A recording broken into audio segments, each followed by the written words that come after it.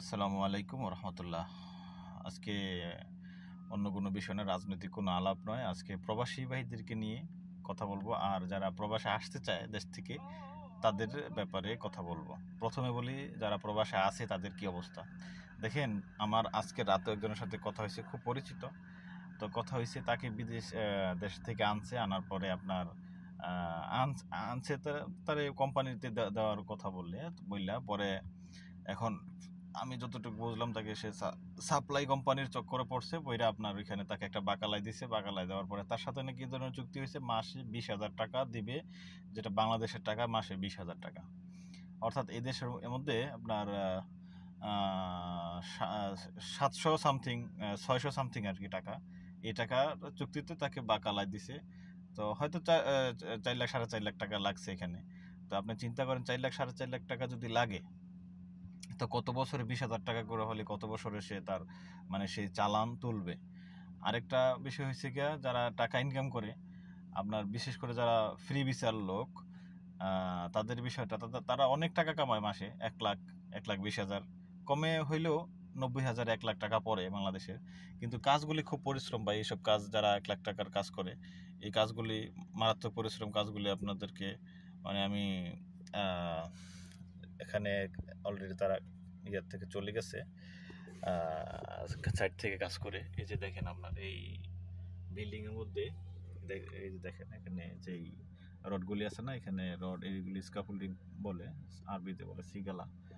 তো এইগুলি করতে হয়, এগুলি মারাত্মক পরিশ্রম। আপনার এই এমন রোদ ওঠে সৌদি আরবের, এই রোদে আপনার এই রডগুলি প্রায় আগুনের মতো হয়ে যায়। ধরলে আপনার যে ঘাম পড়ে, ঘাম সাথে সাথে শুকিয়ে যায়।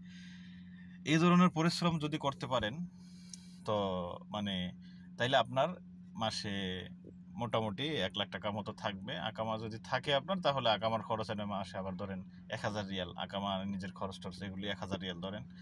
তো সব মিলাই এরকম আর কি, আপনার 60-70 হাজার টাকা পড়বে, যদি আপনার 12 মাস কাজ থাকে। আর এইসব কাজের ব্যাপার হয়েছে কি, আপনার 12 মাস কাজ থাকে না।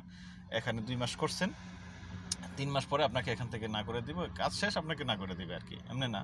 আবার অনেক সময় দেখা গেছে কাজ আছে, নতুন লোক আনবে সাপ্লাইদের মাধ্যমে, তো আপনাদের লোক এখান থেকে সরাই ফেলে। তো একাধারে কাজ সাধারণত পাওয়া যায় না। তো একাধারে কাজ না পাওয়ার কারণে সমস্যায় পড়ে যায় বেশিরভাগ প্রবাসী ভাইয়েরা। তো এই হচ্ছে কাজের অবস্থা। আর যারা কোম্পানিতে আছেন, তাদের তো দিন রাত ডিউটি করতে করতে আপনার অবস্থা খারাপ হয়ে যায়। এই জীবন ছাড়া তামা হয়ে যায়। তো এই ধরনের কাজ খুব কষ্টে, যারা মনে করেন যে অনেক টাকা ইনকাম করতেছে, খুব কষ্টে ইনকাম করতেছে। এটা হলো যারা দেশে আছে তাদের অবস্থা। আর যারা বিদেশ থেকে দেশ থেকে বিদেশে আসবেন, তাদের ব্যাপারে কথা হয়েছে ভাই, যেটা আপনি বাংলাদেশে করতেছেন, এদেশে আইসা আপনার 1 লাখ টাকা কামানোর থেকে আপনার দেশে যদি আপনার পান বিক্রি করে দৈনিক 500-1,000 টাকাও নিতে পারেন বাসায়, ওইটাও ভালো। ওইটা আপনার ফ্যামিলির সাথে আছেন, বউ বাচ্চা মা বাপ সহ সবার সাথে আছেন। এটা নিজের বাচ্চাকে নিজের মতো করে পড়ালেখা করাবেন, আপনার সাথে থাকলো, সবাই সবার দেখলো, একটা ভালোবাসা, আন্তরিক মহব্বত থাকে।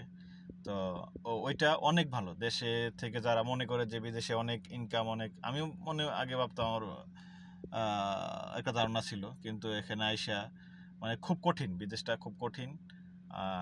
যারা আছে তারাই একমাত্র বুঝতে পারবে।